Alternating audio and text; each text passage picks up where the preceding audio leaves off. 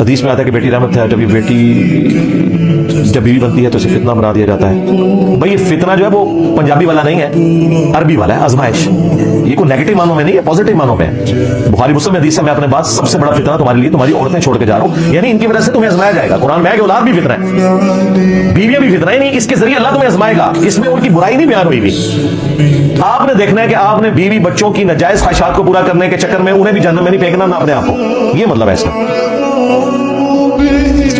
جب وہ ماں بن جاتی ہے تو قدموں تلے جنت آ جاتی ہے. جی پہلے بھی قدموں تلے جنت ہی ہے. ساس کی جنت اس کے بہو کے قدموں کے نیچے ہے. یہ ہمارا قول ذریعہ ہے.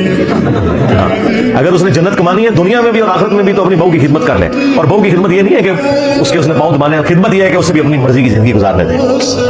جو ماں باپ بڑھاپے میں ریٹائر ہو کے اپنے بچوں اور بہو کے حوالے گھر کے معاملات کر دیتے ہیں، ان کو کھانا بھی ٹائم پہ ملتا ہے، ان کو کپڑے بھی استری میں ملتے ہیں، لیکن جو ہر کام میں لچ ڈال کے رکھتے ہیں جب تک کہ وہ مر نہ جائیں تو ان کی دنیا بھی برباد اور انشاءاللہ آخرت بھی برباد، کیونکہ اذیت دیتے ہیں نا دوسروں کو.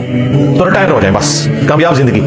تو حدیث میں تو ہے نا کہ جنت ماں کے قدموں کے نیچے. اور جو حالات و واقعات ہے قرآن و سنت کی روشنی میں ہم یہ سمجھیں کہ ماں باپ کی جو جنت ہے یعنی ساس سسر کی، وہ اپنی بہو کے قدموں کے نیچے ہے. مراد یہ ہے کہ یہ سمجھانے کے لیے میں بات کر رہا ہوں عذرائے تفنن کہ ریٹائر ہو جائے.